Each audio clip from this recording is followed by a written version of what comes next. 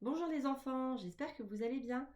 Après vous avoir emmené en Asie et en Afrique cette semaine, je vous ai prévu des activités et des livres sur la Russie.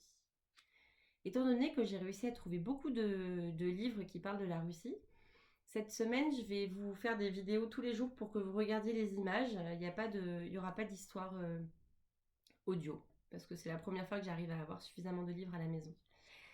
Alors l'histoire du jour s'appelle Macha et l'ours. C'est écrit par un Français, mais c'est à la base, c'est une histoire, un conte russe pour les enfants. Macha et l'ours. La petite Macha habitait chez ses grands-parents au village. Un jour, elle leur demanda la permission de partir avec ses amis dans la forêt pour cueillir des baies. Ses grands-parents lui dirent : « Tu peux y aller, mais ne perds pas de vue tes compagnes. Sinon, tu pourrais t'égarer et ne plus retrouver le chemin de la maison. » Macha, toute joyeuse, partit avec ses amis en gambadant. Elles se promenèrent longtemps, remplissant leurs paniers de framboises, de groseilles, de myrtilles et d'autres baies.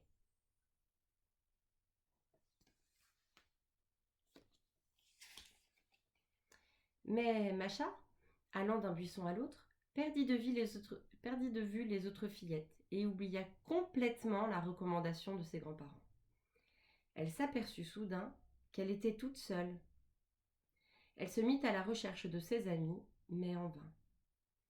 À force de tourner au hasard dans la forêt, elle finit par apercevoir une maisonnette isolée en plein bois.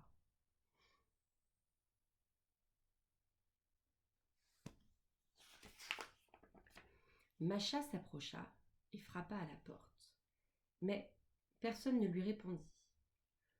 Poussant la porte, qui n'était pas fermée à clé, elle pénétra dans une pièce propre, bien aménagée et décorée.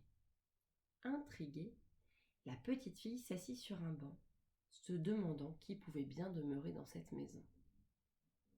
Vers le soir, un pas lourd se fit entendre sur le perron, et un énorme ours entra dans le logis. « Tiens !» rugit-il en apercevant Macha. « Une petite fille. Voilà qui m'arrange bien. Tu resteras vivre ici. Tu feras mon ménage. Tu prépareras mes repas. Et tu me les serviras. Et si tu essaies de t'enfuir, je te rattraperai et je te mangerai. »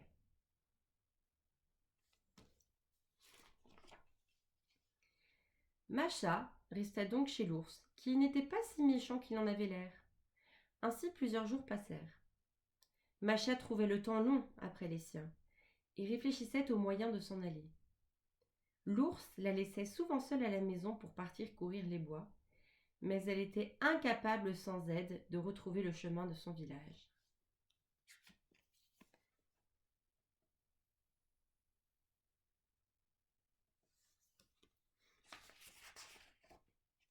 Un jour, une idée vint à Macha. Quand l'ours rentra de son tour en forêt, elle lui annonça : « J'aimerais bien porter des beignets à mes grands-parents au village. Laisse-moi aller chez eux, juste pour un après-midi. Je te promets de rentrer pour le soir. » « Je ne peux pas te laisser partir toute seule, gronda l'ours. Tu te perdrais dans la forêt et je ne te reverrai plus.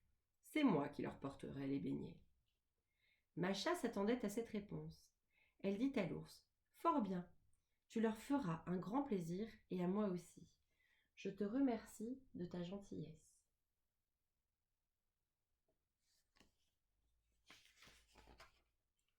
Le lendemain, une fois l'ours parti pour sa promenade habituelle, Macha se mit à pétrir de la pâte et fit cuire une plaque entière de beignets aux myrtilles. Puis elle fouilla dans le grenier, y trouva un grand coffre d'osier, l'amena dans la grande salle et y fixa une corde.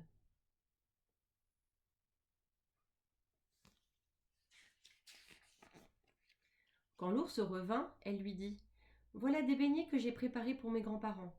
Je les rangerai dans le coffre que voici et tu le hisseras sur ton dos.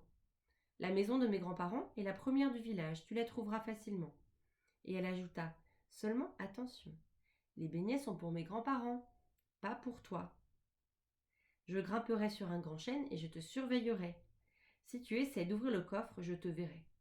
Et maintenant, sors sur le perron voir s'il ne pleut pas, Autrement, les beignets pourraient s'abîmer. On voit que l'ours, il a très envie de manger les beignets, ça se voit. L'ours à peine sorti, Macha bondit dans le coffre et plaça le plat de beignets sur sa tête et rabattit le couvercle sur elle. L'ours rentra dans la pièce, saisit le coffre par la corde et le jucha sur son dos. Il était si fort qu'il ne sentit même pas le poids de la fillette.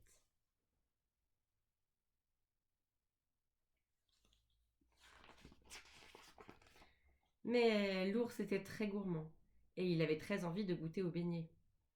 Quand il s'estima assez loin de sa maison, il chantonna tout réjoui. Pourquoi ne pas me régaler avec un beignet bien doré?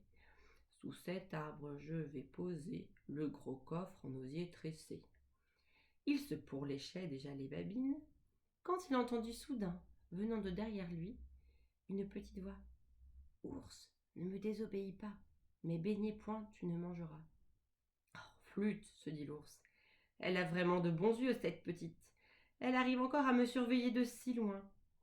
Tant pis, je ne toucherai pas à ses beignets. Je lui demanderai de m'en préparer d'autres demain. Et l'ours se remit en route.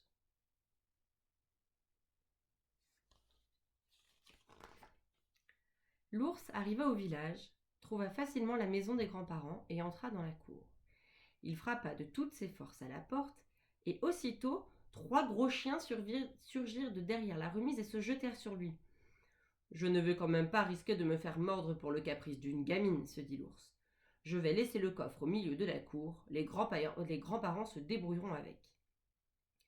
L'ours se débarrassa de son fardeau, repoussa de quelques coups de patte les chiens qui aboyaient furieusement, et ressortit dans la rue. Dans toutes les cours du village, les chiens s'égosillaient. L'ours repartit à toutes jambes vers la forêt, sans demander son reste.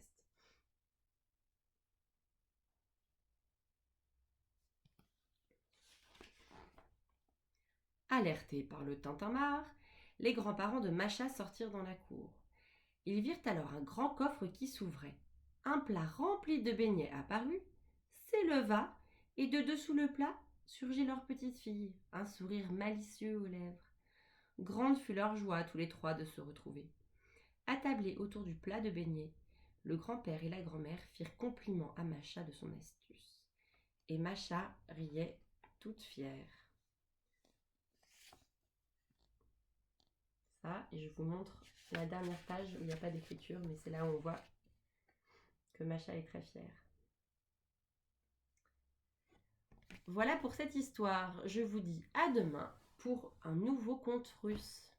Bonne journée!